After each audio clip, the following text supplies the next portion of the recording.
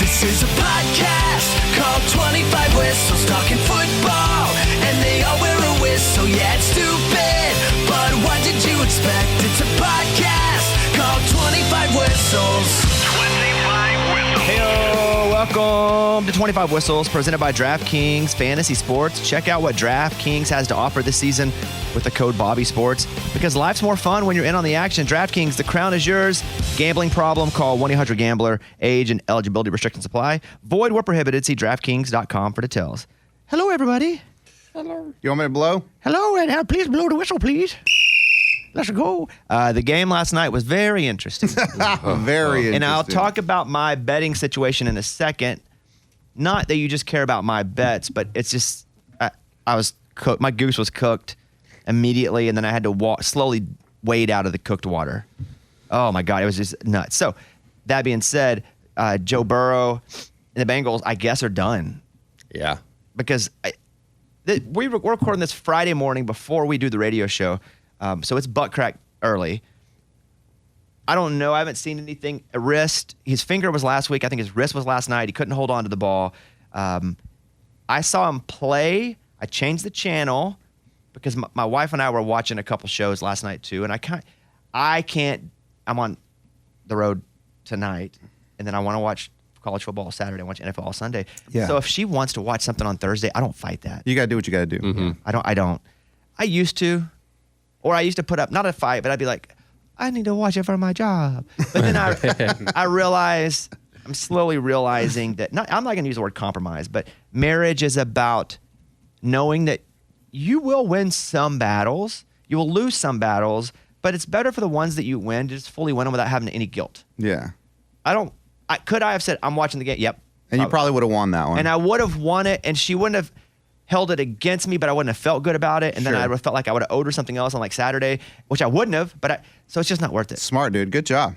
I'm kind of getting there. And you're early in marriage, so but I've you're been figuring single this out. for way too long. Right. I mean, I was Right. single for 40 years, dude. Man, I was 2 years old in the dating scene. I never thought this was going to happen. you were that street dog, I was a dude. baby. I was a baby, like, I was a 2-year-old just picking up chicks. I was like, I'll always be single forever. So a couple things about the game. Number one, I guess Cincinnati's done. I can't imagine, because they fell behind so quick this year that they kind of needed to have the run that they were about to get on. Mm-hmm. So probably not going to make the playoffs. Yeah, especially in that division.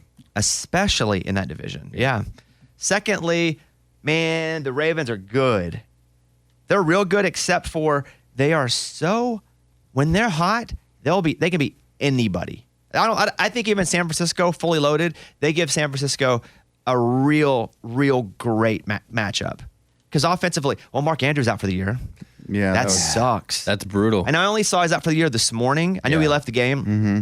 That sucks for them. But I still feel extremely confident. But even Odell Beckham left the game last night. He did come back with no pads on. He was holding his shoulder. Yes.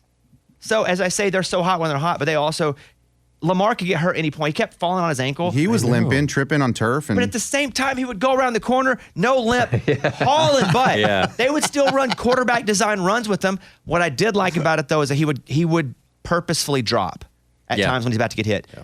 That's what you want from a running quarterback. I thought he tripped again. He did some, yes, but then he would also go down. So you're right. I did see one where he even went backwards. Yeah, just to make sure he didn't get hit. Yeah. Well, what's crazy is Logan Wilson, the linebacker for the Bengals, was involved in all three plays. Yep. That's wild. So that I want to mention that before we move on with the show because it's fresh on my mind. The Mark Andrews thing sucks. Mm-hmm. Baltimore has the potential to win the whole thing. They also can lose the first round. Like, they're the highest ceiling, lowest floor team, I think, in the NFL, where they can win it all and they can also lose in the first round. And either way, we're like, oh, yeah, not super surprised. And now Harbaugh probably wants to win it for his brother, you know? I don't know that that's a thing, Eddie. They're wearing a decal on the helmets. Michigan decal. Yeah, it's a Michigan decal. He's got a guy on the sidelines with glasses. He's hired Stallion to work with Baltimore. This was for my brother. He starts crying after the game. At the post game, he's cursing like the other coach. So in Cincinnati, it just sucks. I like Joe Burrow. I just like Joe Burrow. He's kind of old school, kind of new school at the same time. Really good quarterback. Like, stays in the pocket for the most part. Like he's old school in that way, but new school in how he communicates, how he arrives at games, kind of his attitude. Yeah. And he's a winner, and he turned that Cincinnati program, it's not a college, that organization from just a joke to somebody that was competitive enough that they had to not be a joke and invest more in their team. Yeah. Which is what we've seen. It really sucks. It does suck. It does suck. They need to stop calling him Joe Cool though. That's Montana. That's a cigarette. The cool cigarettes. Joe Cool is like isn't that the Camel? I don't think so. Yeah, I think when they had the ads going. I think Joe Cool initially was the Mike, will you look up Joe Cool? I'm going to tease the show. Because that's what they called Joe Montana. I know, but I think Joe Cool was the camel that smoked cigarettes. The OG, and that's where the name then went to Montana. You guys smokers? No. Yeah, it's the name of the camel. What? Yeah. I thought that was Joe Camel. I think I remember it from being a lawsuit where they can't use cartoons for cigarettes or alcohol because it supposedly attracts kids to it. I know it from that. Well, it's also listed as a Mandela effect that he was never called Joe Cool. Who, Montana? No, Joe Camel. Oh. Whoa. We're going down a rabbit hole. But I feel like he was, so I feel like I live in an alternate timeline. I might be right on this one, boys. Well, no, if it's listed, though, it means a lot of people called him Joe Cool. Sure, I but think they're a lot all of wrong. people did. In my timeline that I lived on, Eddie, you must not have been there. Hey, on that same note, too, just a random fact that I saw some documentary on Yogi Berra. Do you know Yogi Bear was named after Yogi Berra? Yes.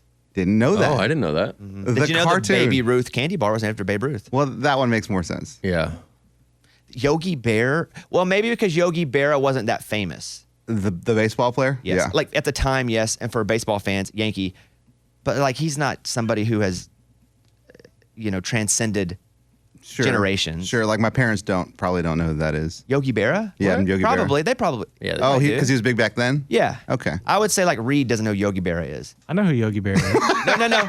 Yogi Berra.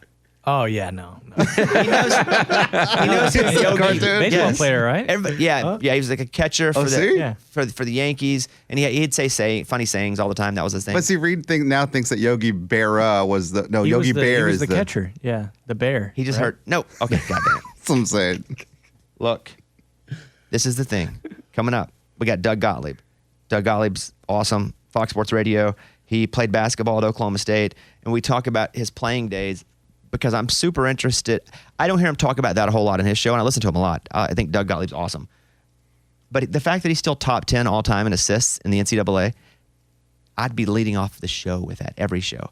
My voice got to be like, and now, starting the show, top 10 assists in the NCAA, Doug Gottlieb. It's a big deal. So we talk about that, but we also get into the Michigan scandal and more. And then also ESPN betting expert Joe Fortenbaugh's on to talk about his journey from Pennsylvania to Vegas and moving to Vegas to be like a gambler. That's crazy. That's and how to end a losing streak and how Taylor Swift can influence a game. So I like that. All that's coming up. Glad you guys are here. Why don't we go over and do the tit tat? Go. It's time for the stupidest name ever. It's the tittle tattle with kickoff Kevin. What do you think is more likely to happen after this season? Jim Harbaugh going to the NFL or Dan Lanning taking the Texas A&M job?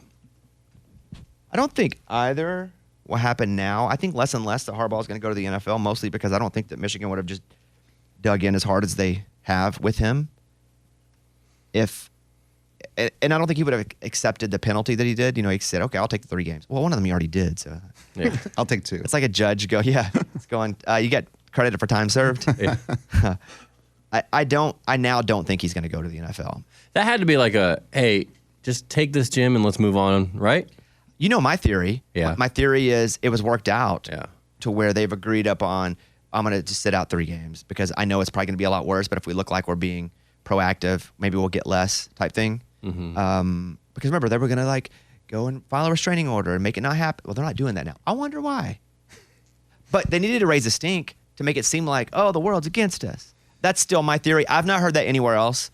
So that's why it's probably really stupid, but that's still my theory, that they were in on making that punishment. Because the Big Ten's also like, we're good now.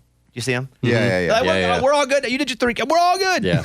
Yeah. Call it even. He's not involved, but we're good. Yeah. We're good. Yeah. So my theory is it benefits the Big Ten for them to win games, obviously, and for him to not be sitting out. But how can they do the least but make it seem like the most and make everybody go, Oh, that's a good punishment. That's suitable. I feel like that happened. I don't feel like he'll go to the NFL now because I think he'd had to give him like a private word, like, hey, guys, get my back here because I'm staying. Yeah. Dan Lanning, I cannot see leaving Oregon at all. Just can't see it. Dan Campbell said he was not taking the A&M job. Did you see that? No, can't. Yeah, from the Lions. No. From Detroit? Yeah. I didn't even know they. I didn't even know. Yeah, he was he's not going to Texas A&M. He's like, I'm not going to Did Texas. you see like who interviewed for it? Our guy. Interviewed? Yeah. Interviewed, or I don't know who my guy is. Yeah, who's our guy? From last year? We had him on Whistles, UTSA. Oh, is that right? Yeah. He interviewed, or they're just talking to him? I saw a report that says that he interviewed for the job. That's cool. That'd be a huge jump. Let me text him. Yeah. Coach, how did the interview go? Just say that. What do you think? Do you think I'd have him as coach in my phone? Or do you think I'd have him as? Like coach in his name? Yeah, it's just. Trailer. Yeah, Coach I Trailer? don't have it as coach. I just have Jeff. Jeff. I have Jeff. Okay. Just Jeff? Well, I have Jeff. Parentheses UTSA coach. Okay. Well, they talked to Jeff Trailer is what it says now. Another report. All right, I'm gonna text him. Hey, coach. He was awesome last year. Remember? Yeah, that was a good He interview. was funny. Hope you're doing well. Next time we're around Central Texas, We should. we want to come by.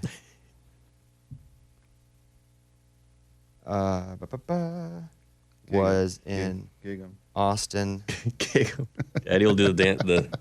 doing a charity show and almost called to see if you were available. What? Is that too I much? was gonna say, are you writing a paragraph over there? Hey, man, are you overdoing it a little bit? Shut up. A short story? Yeah. He's gonna wake up and be like, "What?" I thought about you the other day. While sleeping. I mean, See if he can get us some tickets. Do you like turkey? Thanksgiving's going to be fun. Let's see. Next time, dude, I have to create a conversation. No, I get it, but I mean, it's out of nowhere. You know what I mean? No, it's not because I was in Central Texas. And then you're going to end it with like, You go to A&M? How did the interview go? In conclusion, Next time, but you. Nah, you do you, dude. Do you? Yeah. I mean, you talk to him. I don't talk to him. yeah. Hey, this worked for Jerry last year, didn't It's it? true.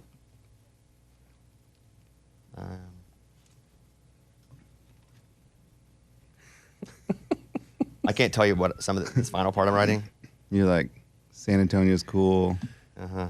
Wemby's awesome. Okay, I can't. The Riverwalk's so awesome to go to this time of year.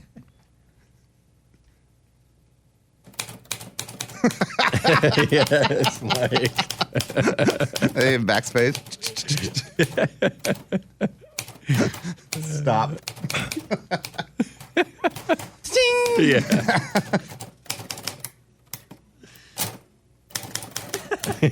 This is cool, though. This is an inside look into Okay. how you communicate with people. Oh. Still going. Still going. All right, and boom, sent. Nice. Yeah. It's 2 paragraphs. Yeah, that's good. Well, Well, So there was a part in there that you couldn't share? correct. Okay. It wouldn't be in my best interest, and I wouldn't. He doesn't know. I mean, he doesn't even know I'm texting him. Not yet, but it's definitely me asking a couple questions. Yeah, that's all. Okay. all right. There's a chance I can let you guys know what I wrote at some point, but he has to enter the chat. All right. So, but yes, I'm going to say Harbaugh though more Okay. than Lanning. Yeah. Although I don't think either one of them are going. But if I had to pick, I would go Harbaugh. Okay. Playing in the third straight ranked matchup this I got weekend. a text back. No, you didn't. Already? No, you didn't. It's from him. No, it's not. Swear to God. Come on, let's go. You're the best. Would love to see you. Holler whenever you're close.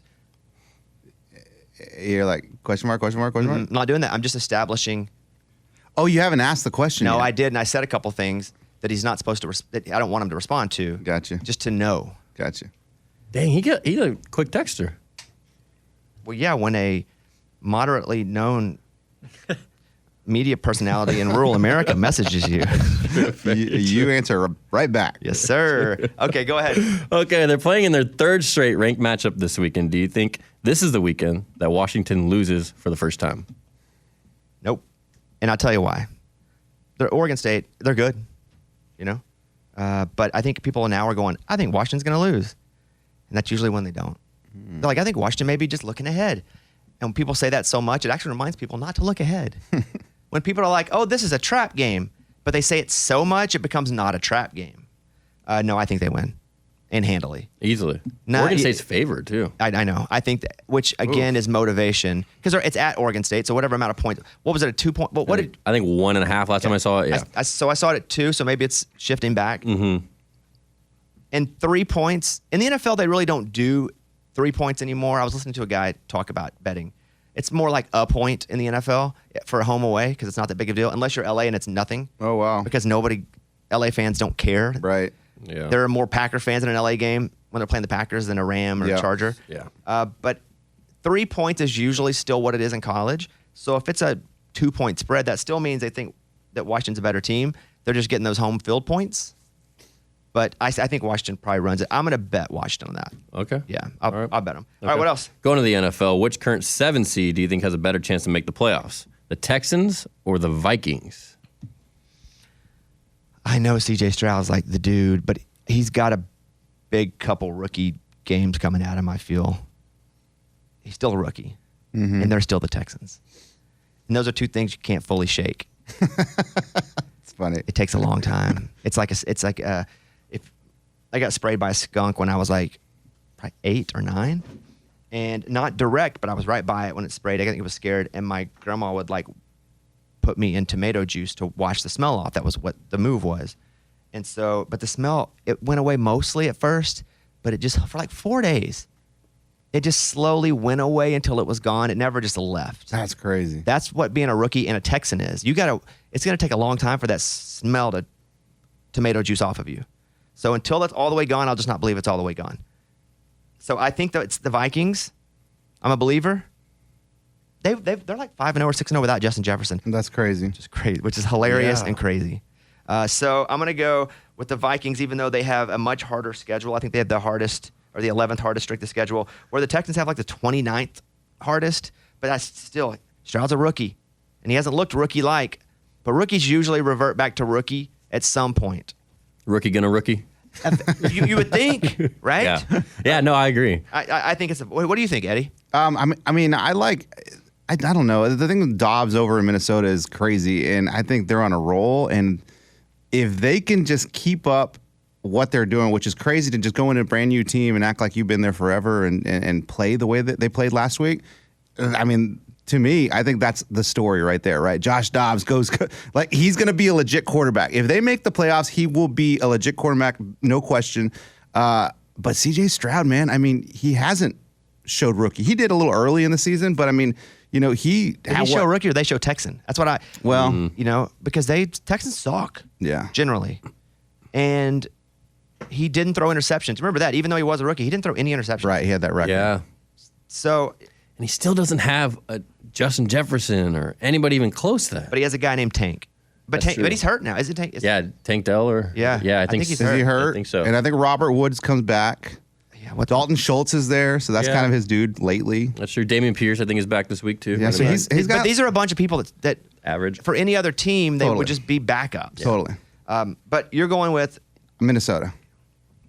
I would rather have CJ Stroud long term, obviously. Yeah. But I think that the Vikings that's a choking organization too. Do you think the NFC and AFC have something to do about it? Like being in the AFC is harder because they're stacked, and the NFC a little easier to make it. Maybe I feel like think though, it's I even feel like now. it's shifted a bunch Yeah. Really? even during the season. I think the Eagles and the Cowboys kind of Okay. even that out. Yeah, I did get the Cowboys in somehow here. Hey, I think it's legit. All right, give me one more. Last one at 5-5 and currently out of the playoff picture. Do you think the Bills' Super Bowl window is closing? I don't think the window forever is closing. I think it's this season. Yeah.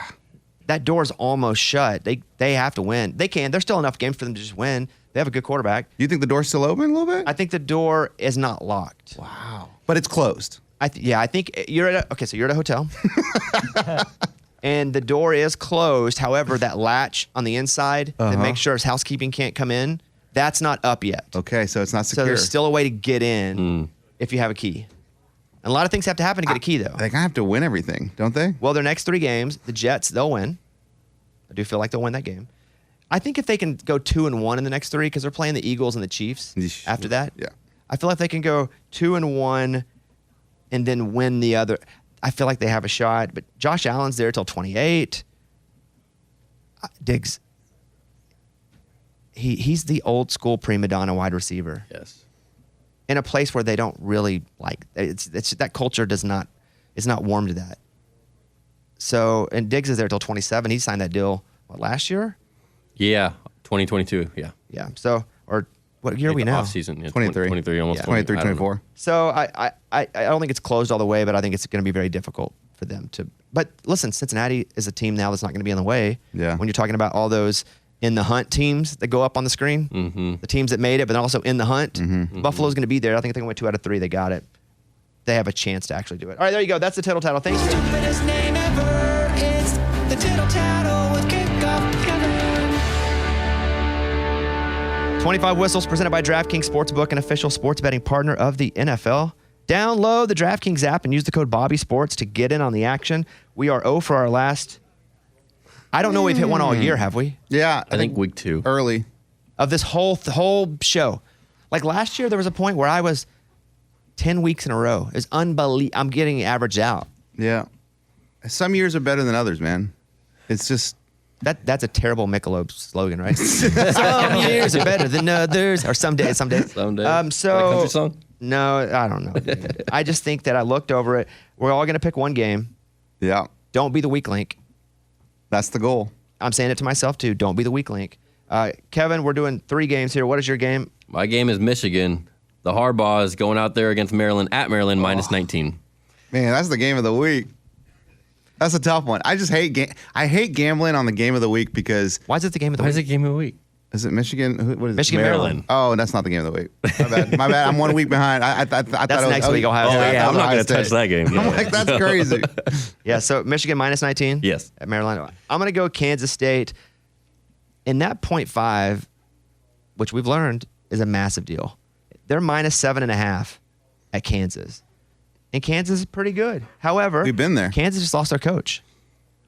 Went to Michigan State. Is he doing it? I think so. Oh, yeah, you're Took right. I the did job. see that, actually. You're right. So Smart. Kansas State, really good team anyway. Rivalry game. Kansas doesn't have their coach. If I were Kansas, I'd be like, no, he's still our coach. We suspended him for stealing signs. Come on, guys, get mad. That's what I would do. But I got Kansas State minus 7.5 at Kansas. Eddie? I'm going to go Oklahoma State money line over Houston. For some reason, I think it was Oklahoma State minus 7 over Houston. I thought that was like, I don't know. It's a little weird because Houston's not that good of a team. They did they beat Texas? Or they almost beat Texas? How did that go? I think they almost beat Texas. They played Texas close, yeah. Yeah, it's something like that. So I think that drives the line a little bit. But I mean, I'm not worried about it. Let's just go. Well, but you're betting the money line on a 7-point game? Yeah. I think that helps us a You little won't bit. be the weak link. Yeah, I agree. Right? We got to win something here. Right. I mean, we could go crazy and do the No, minus 7, but I don't think we go should do crazy. money line. All right, so there we go. Kansas State minus 7.5. Michigan minus 19 and Oklahoma State money line. Please, God, let us win. Come on, we need this. If you want to take the 25 Whistles parlay, you can check out DraftKings Sportsbook. New users use the code BobbySports when you download the app. 21 and up in most eligible states, but age varies by jurisdiction. Eligibility and deposit restrictions apply. Gambling problem? Call 1-800-GAMBLER. In New York, call 877-8-HOPE-NY or text HOPE-NY 467-369. Now let's get to our interview with Fox Sports Radio's Doug Gottlieb. Great show, great podcast. He played point guard at Oklahoma State. He holds all of Oklahoma State's assist records. He's top 10 in the NCAA still in assists. You can listen to his show daily on Fox Sports Radio from 3 to 5 Eastern. Follow him at Gottlieb Show. Here is Doug Gottlieb. Doug, what's up, man? All good, man. Hey, I was looking at the Wikipedia for all-time assist leaders, and I'd known that you were one of the top 10 NCAA assist leaders of all time. I would just be obsessed with making sure that nobody was coming up on me. Do you look and see who's approaching so you don't get knocked off the top of the list? It's like the guys that are good enough usually go pro. You know, these COVID year guys, you're worried about guys getting 5th and 6th years coming up beating you. Oh, yeah. Last year, this kid,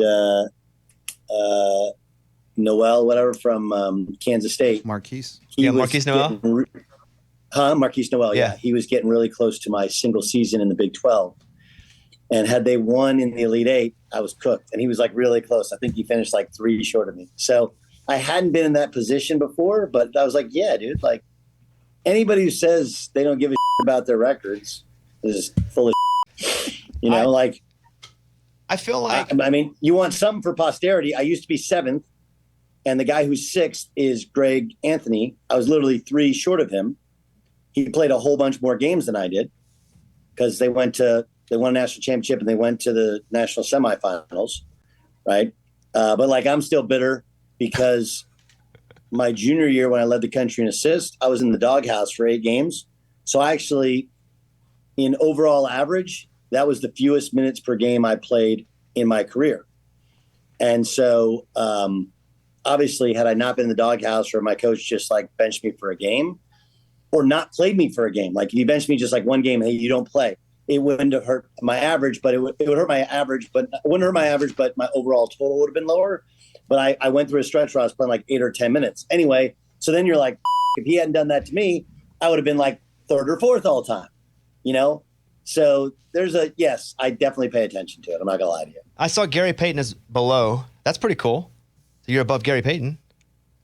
Yeah, but he did all kinds of other shit I didn't do. It doesn't matter. I just see a list and Gary Payton. Yeah, that's true. Who cares? Yeah, who cares?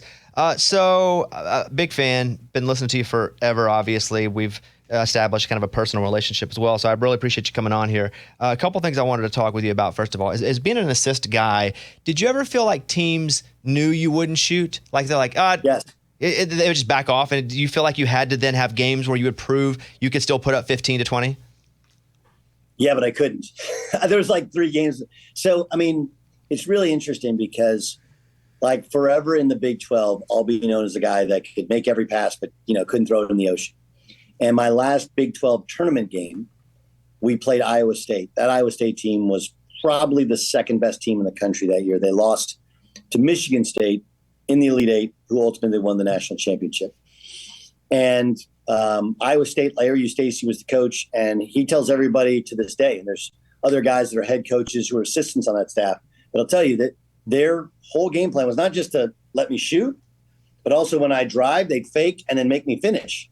Because I got to this point to where like all I did was pass.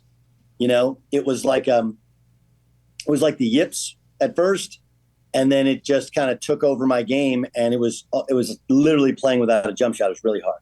And there were a couple of games where it went away, where the like anxiety of it went away. And like I had 19 against Southern Miss. I had my last home game against Oklahoma. I had 2 big threes. We played at Kansas. I had a couple big threes. But generally, I just mentally, emotionally couldn't get myself to relax shooting. And everybody in the league knew it. So it was really, it's actually like you ask people like what I was able to accomplish, especially like my senior year, is kind of gratifying because literally played without a jump shot. And that's hard. It's like living without one of your senses. So all the rest of your senses become heightened, but that one sense is really, really hard to play without. Do you feel like you lost your shot as you got older and specialized more, meaning in high school? Could you fill it up better? Oh, yeah. Yeah. I mean, I wouldn't have been recruited and been rated as highly as I was if I couldn't shoot. I mean, I was never Steph Curry. But I patterned my game after Bobby Hurley. And, you know, he got to be a better shooter in college. I was the all-time leading scorer in my high school. I had 44 in a game. I could shoot and score well enough. But I'm ultimately a bit of, I think, a control freak. And so part of what happened early in my career and then at Notre Dame and then at Oklahoma State was, you know, I wanted to control who got the shots and kind of be the hero by creating opportunities for my teammates. And I also, I got big and strong, and I think I lost some of my touch. And then when I lost some of my touch and I was trying to control things, you know, then your shooting percentages go down and down and down. And then you just kind of get in this mentality of, okay, if I just do what I can do best, and if I don't miss a shot, I'll never come out of the game. I hated coming out of games. And it worked against me because I figured if I don't miss, well, he can't take me out. So if I don't shoot, I can't miss. So I just wouldn't shoot. And then ultimately people would dare me to shoot. And then it became really difficult. I don't know if I'm making sense to you, but it made sense to me. Would they ever talk trash and be like, you can't hey, you can't shoot it. Every game. Really? Every game. And it's, you'd sit there and literally the hardest thing to do, I think, is you're wide open every time you get it. It's like Ben Simmons, how they guarded him. Is like you're open. You can shoot the ball anytime you want, and it's technically an open shot. And again, this is also, remember, this is in like 99, 2000. So my coach at the time was like, take it in and get a better shot. Like, it's actually a better shot to shoot a three, right? Where you can make, if you make, 3 out of 10, it's equally as good as making, 4 out of 10 or 5 out of 10 twos. And so, if I could go back and do it, I would have sat down with my coach and be like, look, man, you got to let me shoot when I'm open. Don't take me out. Take me out when I turn down open shots. And if I make a couple, everything else will open up. But I didn't. I was intimidated and I was in my own head. And, it became really, really hard. And I take a personal sort of pride from it. The way I tried to work it in my mind was if I sucked athletically or if I sucked at others, they wouldn't play off me, right? There'd be no fear of me, period. But the reality is it's hard for me even to go back and watch or show my kid the way I played, because it's kind of embarrassing when guys playing 5 feet off you and you don't shoot. Could you go back and take tape and appeal and be like, no, this was an assist. You guys did not count it. I need to move up the list. Here's 2 assists from this game, because I'll be doing that crap. It's a great question. And the answer is one time. So we played against UNLV, and a guy who's become a really good friend of mine. His name's Mark Dickel. Mark is Australian, and Mark was their point guard. And so we played them my junior year and we stomped them. And that was when I came out of the dog. I was in the doghouse. I was going to leave the team. And I had a great game in Vegas. And as chance would happen, we played them again my senior year, also in Vegas. And so we get done, we mollywomp them. And I remember I'd always grab the stat sheet halftime and after the game. And I grabbed the stat sheet and I had like 4 assists. And I was like, what the, this is some bull. And our assistant coach was my coach's son. His name's Sean Sutton, who was also point guard. And he's like, oh, that's some bull, so we actually went back and I know in my mind about how many I had. Like, I was like, I think I had 13 or 14. And we went back and literally by definition of assist, it was like 12. And I was trying to lead the country again. I was trying to get the all-time mark, which is Bobby Hurley's mark, which is probably out of reach. So we sent it back. We sent it to the NCAA, and I think they gave me 9. They gave me 9 assists. So that was the only time we ever did that. And really, here's how crazy and what a small world Oklahoma State is. And you know this from your time with your TV show and going to all these small college towns, right? Is the guy who kept stats at Oklahoma State is named Lee Manzer. Lee's son, Brendan, played there. Lee was my marketing professor. Matter of fact, my last course that I had to take, I took correspondence. My senior year, I had 3 hours left, and it took me 4 years to complete it. But he was a hard ass, not just literally correspondence courses. He could have just gave me a C or whatever. I had to do all the work. But it was the same way with statting. My stats weren't great at home all the time. It wasn't like they pumped up my stats. I had my marketing professor who was screwing me with my stats. So not only would you get screwed on the road, but at home, Lee Manzer was by the book, an assist, I'm not giving you extras. And so if you go back and watch tape, there'd be passes where I'd turn and I'd point to my marketing professor who's keeping the stats for our team. That's a real story. Just to remind him, hey, Lee, don't miss that. That's exactly what I do. Yeah. That's an assist. That's and he'd do no, that's not an assist. That's an assist. Doug Gottlieb Show leads directly to a basket. That's the definition of it. The podcast is really good. It's All Ball with Doug Gottlieb, and you can listen to it on iHeartRadio, wherever you listen to your podcasts, or the Doug Gottlieb Show on Fox Sports Radio, 3 to 5 Eastern. So a couple things I wanted to talk Can about. I ask you a question? Yeah, okay. Come on, let me just ask you one question. Okay, I'm ready. Okay. So I've said this, like, Boise is the best city that you'll never visit. Yes. Right. To a lot of people. Yes. Right? Okay. And there's Charleston's like that. There's a lot of places like that. And you've traveled this entire country. Heck, I know you traveled the world. So here's a legit question. All these college towns you've been to, where's the place you're like, kind of wish I would have gone here? I mean, this if I could go back and pick a place, this would be the place. It's funny you bring up Boise because, Eddie, what do I say about Boise? Boise, man, it's wonderful. What do I say it's better than? Oh, it's another country. What'd you say? No, Hawaii. Hawaii, that's right. It's not another country. That's America. It's another state. Yeah. I said if I got to pick. Feels like another country. When I spent time there, when I was doing my Nat Geo show, I had no idea how versatile that city is. It doesn't matter what you want to do. There's some cosmopolitan part of it. There's the outdoors part of it. There's the traditional sports part. Boise was awesome. A little too cold for me, but I often am like, Boise's better than Hawaii to me. Because I've been to Hawaii a bunch and I don't even like the beach. I know you're from California. I grew up in Arkansas. We didn't have a beach, so I don't like the beach. I don't even know what you do. You sit there in the sand? Okay. What do I do now? Yeah, I mean, lake in many ways can be better than beach. I'm not going to lie to you there. Yeah, you can catch because it's warmer. Yeah, there's a lot of things. Plus, like, super fear of dying for me in like waves. So I'm the guy who grew up in Orange County, and I suck at surfing. My son laughs at me and says I'm the worst, but I'm kind of with you. I mean, Hawaii does have incredible hikes, and different topography than we have. Time zones are too screwed off. Time zones are too screwed off in Hawaii. Can't work there. Yeah, the time zone is really hard. So Boise's good. I think Madison, Wisconsin's awesome if it just wasn't so cold. I think it's so freaking cold there. We went really cold. Did a show at the Orpheum there once, and it was winter, and we had winter in Arkansas. We had seasons. However, we didn't have lakes that froze over and Jeeps would drive on them. We pulled over the car, and Eddie wanted to go walk out on the lake because it was just frozen. I'm from South Texas, man. I've never seen anything like that. That to me was bizarre. It was awesome. So Madison is a really cool town. I like passion. I like almost rabid passion. Athens, Georgia, and I'm not saying it because Georgia is good. I like the climate and I like the music scene. I think Athens, Georgia, Fayetteville obviously is my favorite, but Athens, Georgia is probably number one with Boise. You?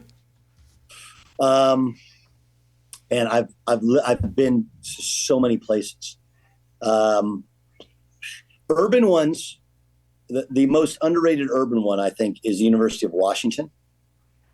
Because Seattle feels like a different country. You land there, you're like, damn, this is really far from the rest of the country. But it's close enough to the city. You have the water right there. It's a cool looking campus. That's, I think, my most underrated urban one. In terms of like college town or place that I could totally dig. Like, I love Austin. I don't think I could go to school in Austin. I just feel like, I don't know. There's so much other stuff going on. I loved at Oklahoma State how it was just all about the school. New Mexico's kind of underrated, to be totally honest with you. I like Utah State in Logan, Utah. That's actually the Cache Valley. Again, I know you don't like cold. Actually very hot, warm in the summer, and kind of smoggy. It's like, I think it's the smoggiest place in the country. Love pollution. Because you get warm me up. Let's go. Global warming, baby. It's really. But if I was gonna pick one, that I was like, man, if I could do it all over again, I think it would probably be Tuscaloosa. No way. You're out of your mind. You're out of your mind. Well, I took a visit to Tuscaloosa when this was before they were really good in football. I transferred from Notre Dame and I was sitting out of junior college, and I went there, and I'm Jewish, and they have the Jewish fraternity, the Sammys, threw me a party just for me. I had my own female escort to the party. It was so cool. Like, just I don't know how they do it in the South is really cool. The only issue I have with schools in the South is that they care about basketball and the big games, but they kind of don't give a crap most of the year. Whereas when I was at Oklahoma State, like, we kind of ran the school, and that was very, very cool. Maybe Tuscaloosa for both of us is just associated with an emotion. I just associate it with getting the crap kicked out of me every time we go down and play football. Like, I have to go stand amongst the statues, hear them play Sweet Home. Wait. Wait. Go ahead. I'm gonna switch. Ole Miss. Yeah, Ole Miss is awesome. Oxford's awesome. Just because it's like going back in time when you go to their little town square. Yeah, it's so cool. It's a little rich. It's a little rich for me. Not like cake, like money. And like I didn't have money for most of my life, and it was like all rich people and like fraternities and sororities. But yeah, Oxford's cool. It definitely is. I will point out, Bobby, I don't know if you know this, but you are rich now. Now, yes, but I still feel like I'm not for the most part. He's not talking about cake either. No, right. Yes. No. Look, I get it. Like I remember when I went to Notre Dame my freshman year, and people can Google. It's not hard to find. Like I screwed up. I did stupid stuff, but I loved some of the spirit of it. But I did feel like, obviously, I had never been to a private school. I wasn't Catholic, but more than anything, there was a lot of affluence there, and I was just a kid from Orange, California, and it was. I'm not saying like I walked uphill to school barefoot, butt naked, in the snow. It's uphill both ways. But I didn't come from a ton, and I just felt like I remember they had J. Crew catalogs that got delivered to our entire dorm, and dudes would get the J. Crew catalog and they just go through and this is what I want, and they would tell their mom whatever, and they ordered. And it's like I didn't even know what J. Crew was. Like literally had one pair of jeans and my mom got me this horrendous LL Bean parka, green LL Bean parka. And that was like my winter coat. And anytime it was below 50. You talked about Madison and weather. What people don't know about being by the lake, especially on the other side of Lake Michigan, is it's not just lake effect snow. You get lake effect overcast weather. So I remember not seeing the sun for the entire month of November. Like literally the sun never came out. Yeah. Late Late October, November, and in December. And then it got cold and snowy, and it really kind of affected you mentally. So that's the part of that side of it. That's why I didn't play football in the Big Ten. Oh, that's it. Because it was just too cold for me. I just didn't feel like for me that was the ingredients weren't there. So speaking of football, a couple things here, because I listened to you and you have no fear, which I admire, in just giving your opinion. And if you're wrong, going, hey, way back then, I was kind of wrong. But so I like that, because sometimes I struggle with saying I'm wrong. I just forget I ever said it. I'm like, nope, never heard of it. So let's talk for a second about CJ Stroud. Now, what did you think of CJ Stroud when he was drafted by the Texans? And then what do you think of him now? And what's the difference in your mind on what he can do, his ceiling? Okay, so we all carry like biases, right, against guys. And the problem is he went to Ohio State, and how many Ohio State quarterbacks have we seen that they're throwing to guys who are wide open? So like how much skill does it take when you have – it's like the old – back when USC was rolling and Carson Palmer was great, Matt Leinart wasn't a great pro quarterback. Why? Because like in the pros, you got to throw guys open. You don't have better players than everybody else. So I think part of the CJ Stroud thing was like the two quarterbacks before him had both put up ridiculous numbers and weren't good pros. And you're watching a guy, he didn't move around a ton. And he was just kind of okay, again, based upon the billing last year. Meanwhile, Bryce Young, I saw play in high school. I live close to Mater Dei. I have friends that are there. And he's always been seen as this like quarterback savant, can read defenses, can move around and throw. And he's tiny. He's by NFL standards, he's an Oompa Loompa. He's not part of the lollipop gang. And I thought, okay, well, outside of him being small, and there's been small guys, Russell Wilson, Kyler Murray, Drew Brees, maybe he can do it because he has all these other things. Whereas CJ Stroud is bigger, stronger, but like, does he move that well? Is he really that good? Is it just that Ohio State has way better players than everybody else? Ohio State has this like litany. It's like Alabama. They have all these great wide receivers, and they're just better than 9 of the 10 opponents they play. So I carried that against him, and I was like, I don't get it. I don't see him being star. And then you kind of watch, and look, last week is the perfect example. They had a big lead. He did throw a big pick, and they did nearly give away a 10-point lead on the road. But this is, I think, 2 weeks in a row that he's led them on a gigantic drive and made big plays. What's his ceiling? I mean, I don't know if he can be a superstar, but you can't do anything in the NFL unless you have a dude back there, a guy you can count on, a guy that can play, can deliver the mail. He doesn't have to be Aaron Rodgers. He doesn't have to be Pat Mahomes, but he can't be one of these guys that stinks. He can't be Zach Wilson. He can't be a guy that. And then the real magic to building a team in the NFL is you got to do it during years 2, 3, and 4 of their rookie contract because they don't make much money. And then you can build a whole roster around them. Houston has that. So that's where I do two things, though, Bobby. I want to make sure I point this out. I will say that I'm wrong, but I also don't hate saying when I was right.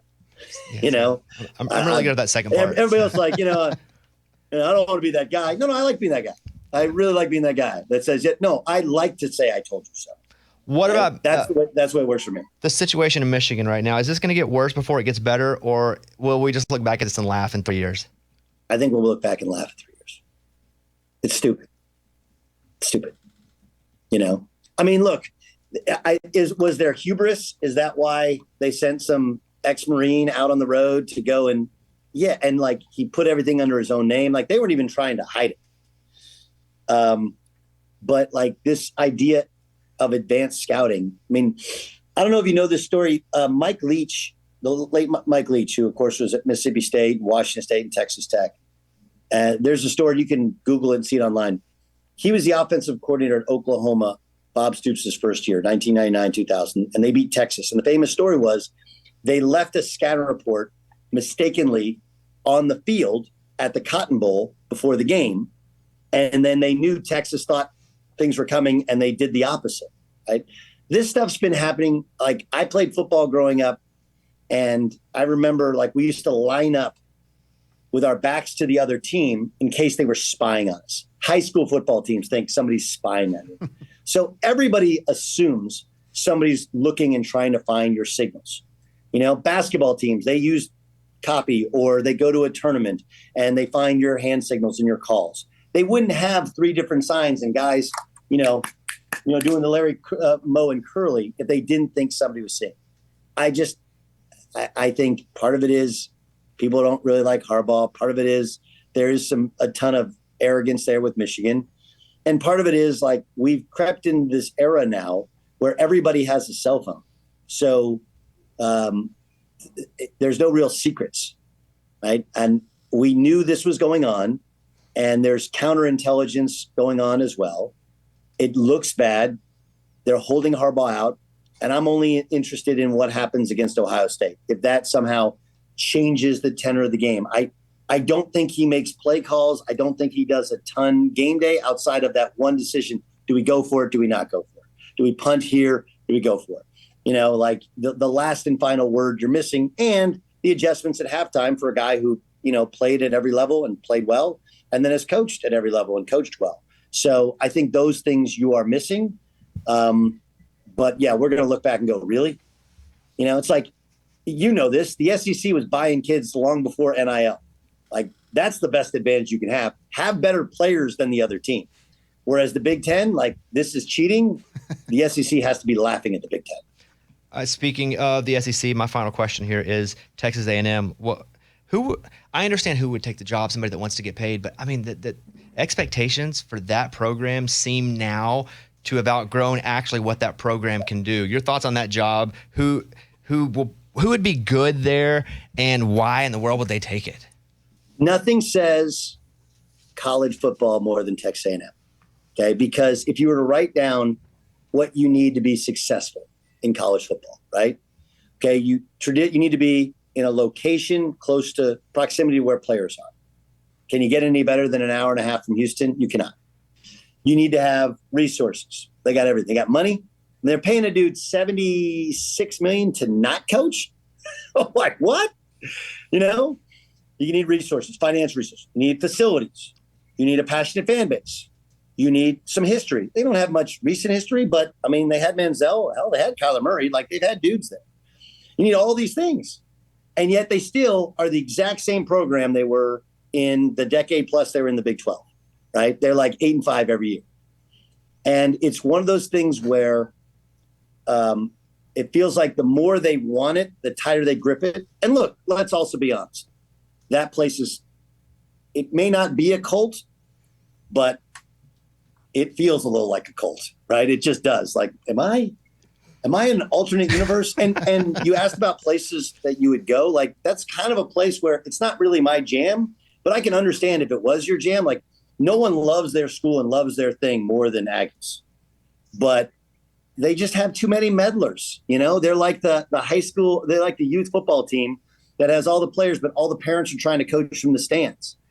That's the only explanation for why they can't get it right, is they have so many people meddling that the second they lose, it's, you know, the world is crashing down on us. Who wants that job? Whew. I mean, look, it's you can retire on that money, but it feels like in every sport there's a job like this. In the NBA, it's the New York Knicks.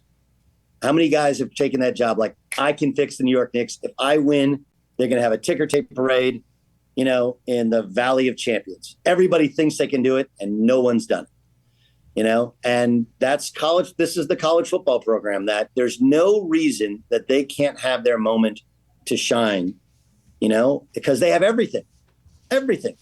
There's zero reason. And they've hired, like, that's a guy that's won a national championship when he was at LSU as well on Saban's staff. Like, he's not an idiot. Like, his ego might be out of control, but he's not an idiot. Dennis Francione, he won everywhere when he got there. Couldn't win there. And they had dudes when someone was there. They could never figure it out. I just think it's one of those jobs where it looks really, really good because it checks all these boxes. But when you kind of get down to it, you're like, kind of a cult. Everybody's got an opinion. The second things go bad, people bail on you. I don't know. I get why. And here's one other thing. NIL has changed one thing in college sports. It used to be about location. You can't win a national championship at Oregon because there's no in-state players. Well, now it doesn't matter because players can fly their family in, fly their girls in, whatever. And the Big Ten is a national conference. Every game's on TV. And as long as you play, you know, they'll probably find a way to play a game a year in the state of Texas. I think you'll be okay. So it's look around the sport. Location matters less than it ever has before. And so a lot of these other coaches are like, I don't know. Would I like to get paid? Sure. But do I want to put up with all that crap where I have to worry? Because remember, you're not just dealing with boosters. Now with NIL, you have to deal with agents, parents, players. Transfer portal stuff is the second you sit a kid, he wants to leave. Administrators, and it's even political in the state of Texas. Like, you got governors that want to meddle with what you're doing in football. So it's a complicated gig. That's why it makes a lot, and somebody's going to take it. But I don't know if anybody's found that kind of cure for football cancer, because that's exactly what A&M is. The Doug Gottlieb Show on Fox Sports Radio, Monday through Friday, 3 to 5 Eastern, and All Ball with Doug Gottlieb. Great podcast on iHeartRadio, wherever you get your podcasts. Doug, massive fan. Thank you for the time. I listen basically every day. I want in studio. I want to be one of the minions in studio. If you come, you don't live here, but you can come whenever you want. So whenever you're here, just come in. All right. That's Done all. Deal. Done deal. I'm there a fan as well. I wouldn't have reached out if I didn't love you. So thanks, Bobby. Well, Doug, appreciate the time, buddy. See you later. Later, fellas. Thanks to Doug Gottlieb. It's awesome. Who are the pretenders? Who are the contenders? We're more than halfway through the NFL season. DraftKings Sportsbook is still pumping out unbeatable offers every single game. New customers can bet just $5 on anything to get $200 instantly in bonus bets. That's it. Let's go. Get in on the football action with DraftKings Sportsbook, an official sports betting partner of the NFL. Download the app now. Use the code BobbySports. New customers can bet just $5 on anything to get $200 instantly in bonus bets only on DraftKings Sportsbook. With the code BobbySports, the crown is yours. Gambling problem? Call 1-800-GAMBLER or visit www.1800gambler.net. In New York, call 877-8-HOPE-NY or text HOPE-NY 467-369. In Connecticut, help is available for problem gambling. Call 888-789-7777 or visit ccpg.org. Please play responsibly on behalf of Boot Hill Casino Resort, Kansas. Licensee partner, Golden Nugget, Lake Charles, Louisiana. 21 and up. Age varies by jurisdiction. Void in Ontario. Bonus bets expire 168 hours after issuance. See sportsbook.draftkings.com/football terms for eligibility and deposit restrictions, terms, and responsible gaming resources. We're going to go now and talk with Joe Fortenbaugh, ESPN's Joe Fortenbaugh, who is a betting analyst for ESPN Bet Live that was known as Daily Wager. He's also a co-host on ESPN Radio's daily radio show. That's Carlin versus Joe. You can follow Joe on Twitter at Joe Fortenbaugh. Here he is, Joe Fortenbaugh. Hey, Joe, how's it going? Bobby, I'm well today. How are you? Hey, good. I was I've been following you for a while, but what's to me to move to Vegas and live the lifestyle in Vegas and try to learn from others that are sports bettors, people in the know. Is there actually an in the know in Vegas? Like, what is the in the know? Sports betting wise, Yeah, or just like town? no, like sports betting. Like when they're setting these lines, and I'm sure when you're living there and you're in the mix, who's setting the lines and how do they know? So you've got, well, it depends on what type of sports book you're talking about, right? Like you go to a sharp book with smart guys. The Westgate's one of them. Circa's one of them. Those are two examples. They've got teams of guys there that talk these lines out. They originate the lines. They'll say, this is what we make it. They'll post it and they'll go from there. Other places will just copy what they do. And they'll let that number get beat up a little bit by professional bettors and all that. And when it rounds in the form, then they'll post it so that they won't have as much liability. But the guys who do it are very, very bright. They sit in a room, they have their algorithms, their models, their opinions, and they talk it out and they post. Sometimes they get hit, but for the most part, like with the guys that work at the Westgate, those guys are very, very bright. I always feel like they know somebody. They call like the backup center, and they're like, "Yo, how's Joe's ankle?" Like, is that part of the process too? Like actually knowing stuff? I mean, okay, here's an example, right? So this morning, the Deshaun Watson news breaks. Now that point spread is sitting everywhere at about 4.5. The Steelers are 4.5 point underdog. Browns are 4.5 point favorite. Totals around 37.5. The second that happens, there's two ways you can go. Some places pull the line off the board so nobody can bet it. Some places adjust their numbers. And we saw it move all the way through 3 down to about 2 or 2.5. Total comes down from about 37.5 to 34. That move through 3 is a very key number. 3 is the most important number in all of football betting because more games end on a differential of 3 than any other number, like 24-21, 27-24. So you want to make sure you're on the right side of 3 when a game is dancing around that key number. So is it important? Because I just picture it like TMZ where Harvey Levin's got people everywhere. He has, he's like giving a valet a few bucks here to always watch. He's got a nurse somewhere. So I pictured like there are inside people not doing anything nefarious, but that are just in the know that you can call and be like, hey, you're close to the situation because they're not making the bets, but they're just trying to set it up to where it's even on both sides. So theoretically they would just get the betting money, right? Yeah, the juice. If you look, ideally for a lot of these places, if you could hang a number at 7.5 and take $1 million on the favorite and $1 million on the dog, you take your 10%, which is $100K, and you walk away risk-free. That's a great spot. Some books like to take a position. They might offer a different price than everyone else, and they'll say, look, if you like this side, come bet it here. We'll give you the best price because we believe it's going to go the other way. But it's the professionals that are the ones that have ties to, perhaps teams, trainers, doctors, guys of that nature are very valuable in terms of whether or not a guy's going to play or if he is going to play, how healthy he's actually going to be. I knew a guy in college, ended up being a weatherman, I guess a meteorologist. Yeah. And people would get so mad at him when he wouldn't be right about the weather. And he's like, listen, it's not an exact. So I can't tell you exactly what's going to happen, but I can give you based on all the indicators, all the knowledge, So I would imagine, here you are, and now it's ESPN Bet Live. You guys have changed, like 5 or 6 days ago, you guys changed it, right? Like rebranded it? Yeah, we launched the book on Tuesday. So ESPN Bet, now you can go to the app and you can make bets. The TV show rebranded last Friday. It went from Daily Wager to ESPN Bet Live. So that's all rolling out this month. Yeah, I love Daily Wager, but it's not now. It's ESPN Bet Live. So to make sure our audience knows that's that. But are people ever mad at you if you're like, I feel pretty good about this game, and then maybe it doesn't happen like you think, or your buddy's like, Joe, you're this freaking specialist. Oh, are you kidding me? First of all, if you get it right, generally everyone goes, well, yeah, of course you got it right. I knew that too. If you get it wrong, that's where it's all on you. Last night's a perfect example. Maction, college football, really liked Western Michigan plus the 4.5. They lost 24-0. Terrible result. And you wake up and the mentions let you know it. The thing is, what are you going to do? Are you going to dwell in that? Are you going to let that stuff bother you? No, you got to sit there and realize, look, what went wrong with this game? Was it my process that was flawed, or did I have a good process? Did I get a good number and I just ended up getting a bad result? You work through it. You constantly strive to get better with it. You got to understand you're not going to go 100%. That's the one thing a lot of people, they might see you're making 6 picks. They jump on one of them, it loses, they get mad. But if you went 4 and 2, what are you supposed to do there, right? Like long term, you're just trying to focus on getting the best numbers and putting yourself in the best possible position to win.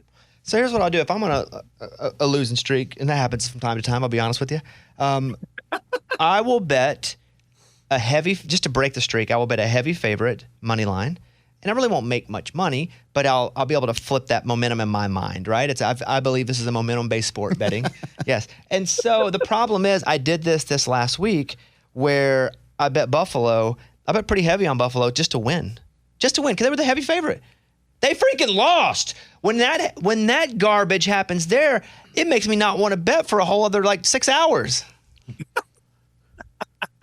Had you thought?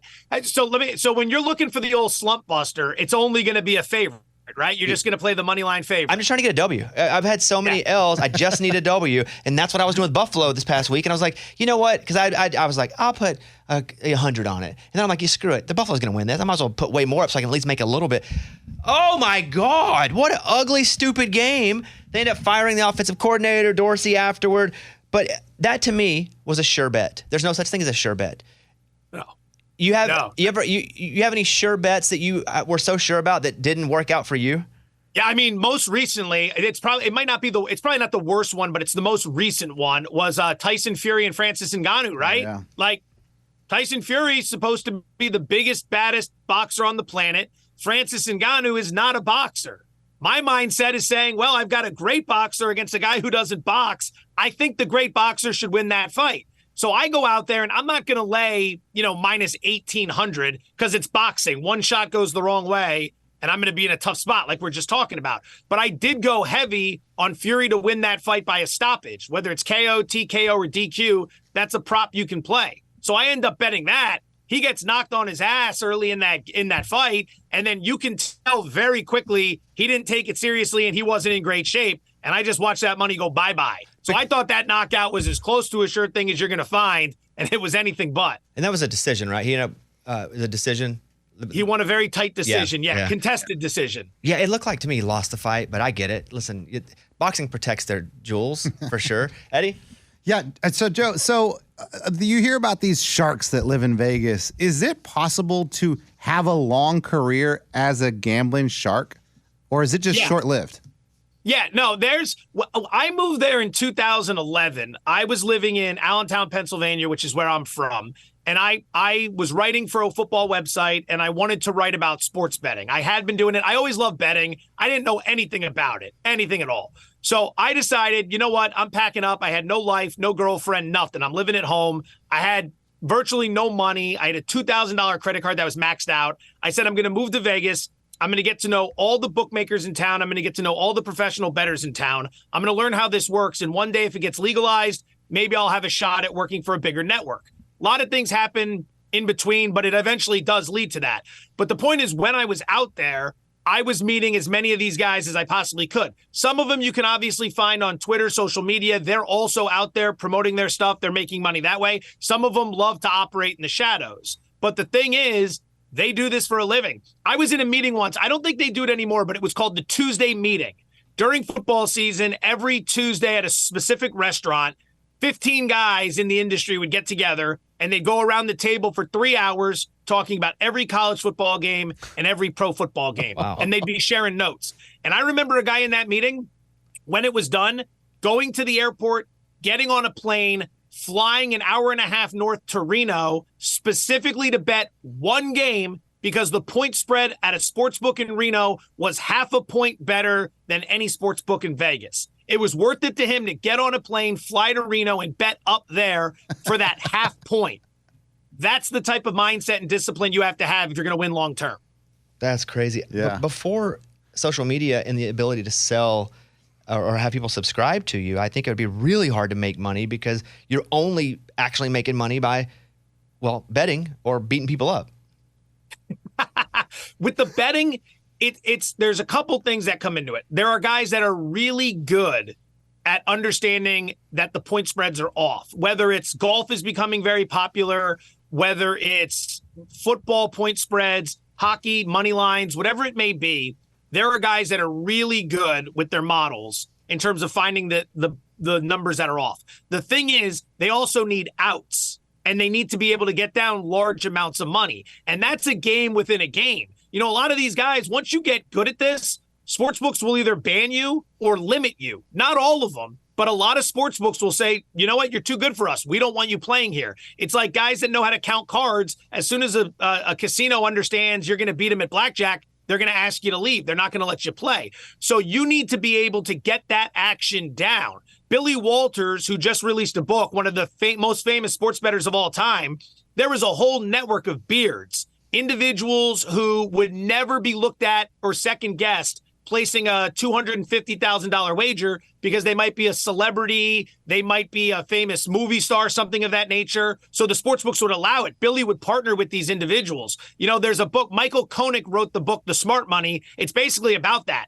And there are rumors as to who some of the individuals were, but Hollywood stars that would come in that befriended Billy, and they would place bets on his behalf because he wasn't allowed to. He was too good, but he needed to get, $50,000, $100,000 down. So he'd use people like that. That's crazy. Final two questions for Joe, which, by the way, ESPN Bet Live. That's what it's called now. If you guys used to watch Daily Wager, which I did, it's now ESPN Bet Live. Also, Carlin and Joe on ESPN Radio Midday. Okay, final two questions. If someone like Taylor Swift, or specifically Taylor, is at a game, and I know there probably aren't a lot of bettors who are Taylor fans. I don't think that Venn diagram is a massive circle coverage. Could that ever change a line, though? Because everybody's like, let's go bet for Taylor, where it would actually move it a half point or a point? Point spreads, highly unlikely. Props, yes. And we've seen this with Travis Kelce props. His number, say his receiving yardage total, I mean, don't quote me on this, but it might be in the neighborhood of 74.5, something like that for a specific game. Once you start hearing that Taylor Swift might be there, you'll see that number generally go up, whether it's Travis Kelce to score a touchdown, over receptions, over receiving yards, all the positive stuff. You won't see it going the negative. You won't see it going the other way. You'll see it going up for a couple of reasons. Number one, I think sportsbooks know they're going to take more Kelce money, so they might try to get ahead of it, or they do end up taking a lot of money and they have to adjust as a result. But I haven't seen her affect the point spread, but I have seen her affect props. Hilarious. It's just funny. I like that. And I would think based on, he really wants it. So let's bet the yards. Final question for you, Joe. I mean, imagine if the Chiefs get to the Super Bowl and they're still dating and she's there. Like, we already get thousands of prop bets. The amount of Taylor Swift prop bets we'll have specifically pertaining to her, I can't even imagine. It'll be outrageous. Yeah, that'll be annoying and awesome at the same time. Final question. I know you're a Big Ten guy, Penn State guy, but I do want to talk about Michigan briefly in just the betting space. So Harbaugh is not able to be on the sidelines, obviously, and be at these games. He can be there for practice. First of all, does that affect the line? Secondly, do they ever go like, well, they're probably really mad, so let's make the line even bigger, like emotional point spread? That'll affect the public bettors, I think, more than it'll affect the sports books. The sports books have their number, and then they adjust. The Penn State game came out somewhere around 5. They were a 5-point favorite at Penn State. It went down to 4.5, 4. But that was more sharp money coming in because they liked Penn State to begin with. It wasn't so much the Harbaugh news because there were two factors working at play there that favored Michigan. Number one, Harbaugh was there all week to help install the game plan. So it's not as if he wasn't around the team. And number two, he had a self-imposed suspension the first 3 games of the season. So they've already been through this. I mean, if there was ever a team that was uniquely qualified to handle playing a game without their coach, it was them, because they had done that 3 times at the beginning of the season. So as it moves forward, I think now that they've proven it against Penn State, you won't see it affect them in Maryland. The Ohio State game's interesting. We have a look-ahead line right now, Michigan minus 5.5 against Ohio State. Mark that down, and then let's see what happens a week from now as the bettors get involved in that. But they're never like, they're extra mad. Let's make it a little, they're so upset. That affected bettors. Like I as a Penn State grad knew Penn State was not going to win that game. They just don't win big games. They don't beat Ohio State, don't beat Michigan. That's just the jaded Nittany Lion in me, and that's my angle on that game. But when you saw that plane land and all the kids on that team started tweeting the word bet, yeah. and then Tom Brady bet it, you know that it's galvanized them. So I don't think the books have taken that into account, but I think a lot of bettors like betting Michigan because of that. You guys follow Joe at Joe Fortenbaugh on Twitter. Hey, love what you do. You're a great personality. I don't know you off camera, but you're the best on. So congratulations on everything at ESPN Bet Live and ESPN Bet, and thank you for the time, Joe. Yeah, I appreciate you guys having me. Thanks so much. All right, Joe. See you, buddy. All right, thanks to Joe Fortenbaugh. Appreciate that. Let's talk about some odds and some stuff real quick, guys. MVP odds. Ready? Yep. Do you know them, Eddie? No. Who do you think's the favorite? MVP in the NFL? The favorite would be probably Jalen Hurts. You're right. Okay. Nice. I wouldn't have gone Jalen Hurts. I'd have went Mahomes again. Just prove otherwise first. But Sure. It's Hurts, boom. Mahomes second, Lamar third, Tua 4, Burrow 5. That's going to drop significantly now. They put Dak in that spot. Shut up about Dak. Nah, just move him up to that spot because Christian Joe Burrow's not even McCaffrey playing. at plus 1,800. Which team wins the Wait, Super Bowl? so where's Dak? He didn't make the top 6. Which team Reevaluate. wins the Super Bowl? Odds. Eddie, who is the favorite? The favorite to win the Super Bowl is, let's go, Eagles. The Eagles are not. The 49ers and the Chiefs are both plus 500. Oh, wow. The Eagles are plus 550, so they're second. The Dolphins and Ravens come in third. The Lions and Cowboys at plus 1,000. I like that. So that would be 2, 3, 4. So sixth. It's good money. Cincinnati plus 1,500. That's going to drop significantly. And the Jaguars plus 2,000. So there you go. Patriots aren't on there. We didn't have enough room for all the zeros. It's $1 million to one. Dang, that's crazy. I mean, I haven't seen the Browns. What happened since Deshaun, his shoulder, he's out for the year. Like, what a terrible, terrible, terrible decision they made. And you see they're starting DTR, not PJ Walker. Yeah. DTR, down to What do you think that means, Eddie? run. DTF. Is that where that's coming from? Who do you think DTR is? Give him the T, Kevin. Thompson. Thompson as a quarterback? Give him the D, Kevin. Dorian Oh, I don't know. Who is that? Give him the R, Kevin. Robinson. I don't know the dude. No idea. Okay. Altogether, Dorian Thompson Robinson. No idea who that is. We'd have been there all day. Last night was watching the Bengals and Ravens. I didn't bet anything on the game. I was watching shows with my wife. I don't need to bet just for the sake of betting.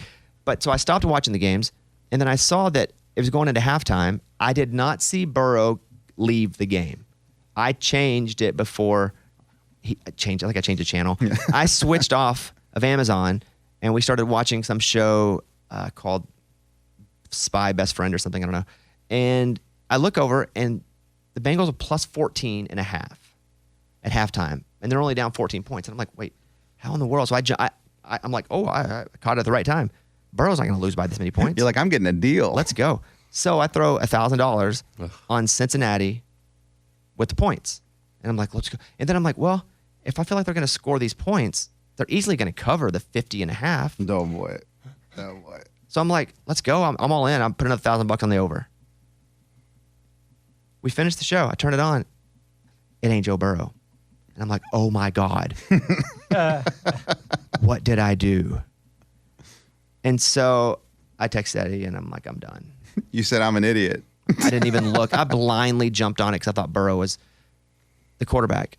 And I would have lost both bets had they not had a miraculous junk touchdown at the very end that allowed me to cover and then allowed me to hit the over. So I won both $1,000 bets. It's crazy. All in the last drive. A junk drive. Yeah. A meaningless, pointless. like a backdoor junk drive, Yeah. garbage. $2,000. Let's go. That's crazy, dude. It's pretty good. I'm not That's gonna lie. awesome. It never works out for me that way. And you never bet for the sake of betting. No. It was just a random. I'm I'm not watching. I just saw. I thought, well, these odds are great. Let me jump on them real quick because Burrow. There's no way Burrow's going to lose. And then I go, oh, that's why then, because he's not even in the game. A couple other things. I have one team in my eliminator that's left. There were 10,000 entries. It's like $1 million prize. There are only 842 left right now. Wow. Started with amazing. 10,000. over 10,000. Now there are 842 left. So I have 5 favorites this week that I can pick from that I haven't used. There are a bunch of underdogs as well. But of the favorites, I can have Washington, who's playing the Giants. I haven't used them yet. Detroit. Trying to find them on the list here. Detroit, who's playing Chicago, 9.5-point favorites. Houston, which we talked about earlier. No. The Chargers, which, god dang, I don't think I never have playing the faith in Packers. them. Or Denver, which they're better, but they're playing Minnesota, right? So those are the 5 favorites. There are all the other teams, because also on my list that I can pick anytime if I stay alive. The Rams, Minnesota, Philadelphia, Green Bay, Cincinnati, which I didn't even pick them. Now they're dead. Yeah. Arizona, Pittsburgh, Tennessee, the Jets, Chicago, Carolina, Tampa Bay, Vegas. You saved Philly, huh? I still have Philly left, Okay. yeah. So I'm not going to pick them this week, though, because Philly they're a dog, Or the Chiefs. and they're playing the Chiefs, and I just... Yeah. So who would you take? Lions. Really? Yeah. Against the Bears. But The Justin fir- Fields is back. Yeah. But still, they just got to win, right? Not cover. Just win. Just win. Yeah, they just win. Just win, baby. Eddie? Commanders. I think that's who I'm taking. Commanders because Against the Giants. they're against the Giants, and Commanders, I mean, you don't know how they're going to, I don't know. I mean, they're all season, they're just like, oh, no. But it's the Giants. I know, but this That's week, what I do know, but- I can say I know. Got it. All right. Let's walk through them real quick. Weekend preview, NCAA. Michigan at Maryland. We feel like Michigan's going to run with that one. Yeah. We won't do spread. Chattanooga at Alabama. That's an easy game for Alabama. Oof, I don't know. Nuga might pull that one off. The Louisville-Miami game is interesting. Miami is a 1-point favorite. Louisville's a top 10 team. Super interesting. I haven't seen him after that Notre Dame game, so I don't know. But just they're a top 10 team. Yeah. And they're a point underdog Yeah. It's a team with to 4 a losses. team. Yeah. But we've talked about this. Like when the odds are like that, like Yeah, what do they something's up. know? Something's up. Florida State playing North Alabama. There'll be nothing there. Georgia and Tennessee is an interesting game. That might be one of the games of the week here. Although I think that Georgia will probably handily put it to them. But Tennessee got embarrassed last week. Yeah. So that would be a reason I think they could come out. They're gonna get mad. Maybe. You see Drinkwitz at half after the game shaking hands. And he's Yeah. like, we stand on business. Yeah. I liked it. I wouldn't have liked it if it was my team, but I liked it. That's fun. Yeah. Ohio State's going to whoop Minnesota. Oregon's going to whoop Arizona State. That's not a game. The Washington-Oregon State game is probably the other contender for the game of the week, which I think, and right now it looks like it's 2.5. I think Washington runs with it. I'm taking Washington even though they're supposedly a dog. Texas-Iowa State. Texas should win that.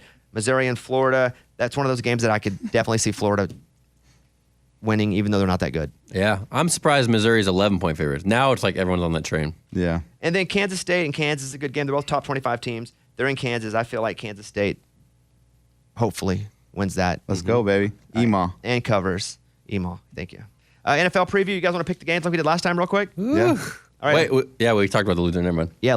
Last Yeah, we person. did. We He did. paid up. He paid up. Last person, whoever finished last, got to pay an extra $10. Good to go? Steelers and Browns. I'll go first. God, the Steelers suck. And they keep winning. Even the Browns are the favorite. That's crazy. I'm still gonna go with the Steelers. Steelers.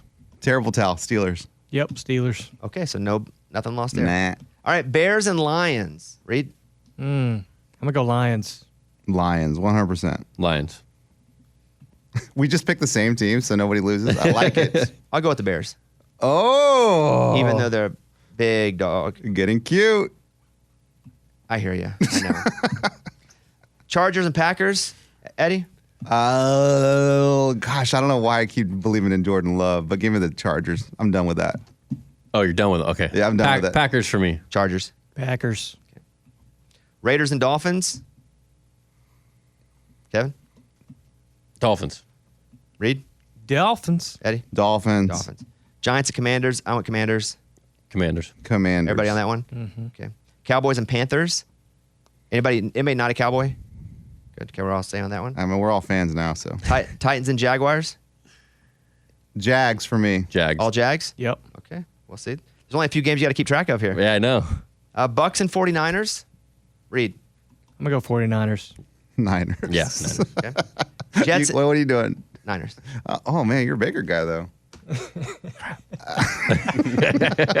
Call him out. Jets and Bills. Anybody going Jets? No. Oh, hey, I'll go Jets. Okay, I'm going Bills. Gonna be cute. I'll go Jets. Okay. Let's go, baby. Seahawks and Rams. Seahawks are 1-point favorite. Seahawks and Rams. I'm going Seahawks. Yeah, Stafford's back though. yeah, I know. Where are they playing? L.A. Rams. There'll be more Seahawks fans there. I know. Yeah. I'm Seahawks. Rams. Eddie. Let's go Seahawks. Yeah, give me Seahawks. And then finally Vikings and Broncos. Josh Dobbs, baby. Yeah, Vikings. Yep. Vikings. Vikings. Vikings. Yep. Oh, I'll go Vikings too. There's only a few games to keep up with there. Cool. Okay, cool. And our final segment, we call this By the Numbers. Number 1, the jersey number of Tua, who, by the way, debuted a new hairstyle this week. Have you seen it? He's No. he's rocking the braids. Oh, cool. People say it looks like Drake. I thought to myself, what if I come back after Thanksgiving and my hair is in braids? What would you guys think? Please do that. I would love that. There you go. Number 2, touchdown scored by Gus Edwards last night as the Ravens beat the Bengals. Are they the AFC favorite? In your mind, I still go Kansas City is. To be the man, you got to beat the man. But I do think they can win it. But I don't think they're the favorite. But they're running 3 running backs now. Baltimore is. Yeah. Which is pretty. Gus Edwards is basically the goal line back. But are they the favorite? Anybody think that Baltimore's the favorite? No. In their No. mind. Okay. Are they close? Yeah. Yeah, they're right there. Number 3, games that Jim Harbaugh will officially be suspended from the sideline at Michigan because he's accepted his punishment. He'll miss Maryland and Ohio State. But I also feel like he was involved in both doing it and the punishment. Like he got to kind of pick his punishment. Yeah. It's like, go pick your switch. And you go pick it and you get whooped by it. I feel like he got to pick a switch in that. The number 4, the current Saints seed, if the playoffs started today, they'd be a 4 seed in the playoffs. Wow. At 5-5. Shocking. What's the Saints ceiling? First round? Loss? Yeah. Oh, they're out. So their ceiling is getting there. Getting there. Yeah, yeah. I think their ceiling could be winning 1 game. Really? Well, the good thing is they will get it at home because they're Yeah. going to win the division. I agree. If they win the division, So, I say they can win 1 game. So what's the ceiling, Eddie? Yeah, I'm with you guys. I think they get in, but they lose the first game. The number 5, the max number of games Arkansas can win if they win out, which sucks. yeah. FIU this week and Mizzou after that. Oof. The question is, will they have a new coach? I'm thinking no now that they're not going to fire him this year. Really? Yeah. My intel says he'll get 1 more year, Okay. and I'm good with that. It's not like they're signing him to a new 5-year deal. Yeah. I'm good with one. I'm fine with it. Either way. I don't want to see him fired, honestly. I think we need a little stability, even if it has not been fortunate for us the last couple years. Is KJ a senior? He could play another year if he wanted to. Okay. Because of COVID. I don't know if he's going to, but I'm going to say now I don't think they're going to hire a new coach from what I'm hearing. But I heard differently earlier in the week. So the number 6, 6 months from now, the PGA Championship at Valhalla. We played there. We did. And they talked about that the whole time we were there. The number 7, Texas ranking in the latest college football poll. Will this be their best chance to make the playoff since they're going to head the SEC next year? I say yes. Yes. I don't know. I think it's a lot harder next year for them. Sure. Big 12 is where you got to be right now, be perfect because they're hard. Yeah. Our team could win that. The Bobby Bones Show, 25 Whistles team Suit up. could win the Big 12. Number 8, the number of losses the Patriots have heading into their bye week. On a scale of 1 to 8, 8 being the hottest, how hot is Bill Belichick's seat right now? Kevin, you're the Patriots fan. Go. I'm going to go with a 6. It's hot, but it's still Bill Belichick. Everybody's acting like he's already going to like Washington next year. Yeah. I'll go. I like it. I like 6. Yeah. But you're the expert there. We'll go with that. Over under. The number is 9 for the amount of times Taylor will be shown during the Eagles at Chiefs. Ooh, over. Over. Over 9. I'm gonna go under. Under 9? Yeah, I think she'll be mentioned a bunch, but I don't think she'll be shown. I think it should be shown probably like 1.5 times a quarter. What did I read? I read that Kelsey's meeting her family now? Like Parents. Yeah, is that it? How do we know the that? parents are meeting the parents? Yeah. Both parents are meeting each other. Hey, that's a big step. And then number 10, the jersey number of the best players in soccer. Who's the best wide receiver to wear number 10 in the last 10 years? Tyreek, Cooper Kupp, or DeAndre Hopkins? Tyreek Hill. I want to say Tyreek, but DeAndre, man. I'm gonna go Cooper Kupp. I like it. Just from production. Sure. When they won a Super Bowl Yeah. with his production, so I'm gonna go with that. All right, there you go. Do we need to do our promise? Yep. Yes. Promise is promise. Did I send mine in already? No? Okay, cool. All right, let's do our promises, and then we'll get the heck out of here. Reed still has to pay for one. Reed, But you have a broken Reed. promise you need to pay I for. know. Yep. Okay. All right, let's get it. How about Eddie? Go first. Oh man, you know me. The Cowboys minus 10.5 at Carolina. I promise you guys, we're on a roll. Just keep rolling with the Cowboys. Reed, promise me something. Yep, that's the same one I'm going with. You just jump on with somebody. No, I promise. It's that's what I been was me gonna do. for like a few weeks. Okay, so that's Reed's. Okay, go ahead, Kevin. This one scares me. We've talked about it, but I'm going to go with the Steelers +1 against the Browns. That defense is going to tear up DTR. And I'm going to go with, because PR. Oh, got it. Eddie DTF. And I'm going to go only because he's my texting buddy. I'm going to, and the game is tonight, but it's not going to be our parlay, so I'm just going to pick it for fun. UTSA minus 16 versus South Florida. My boy Trailer. Okay. Let's go. Hey, did you come into this episode already picking that, or is I did it all- changed. I Okay, changed. Interesting. Kansas State was going to be my deal because but I got to, he texted back so quick. I was like, how can I not? I like it. Love it. All right, thank you guys. We'll see you. Have a great weekend. You too, man. Please follow us at 25 Whistles, and we'll see you soon. Bye, everybody. Bless Eddie, out. blow the whistle. Oh yeah, I got you. Hold on here. Here you go. Bye, everybody.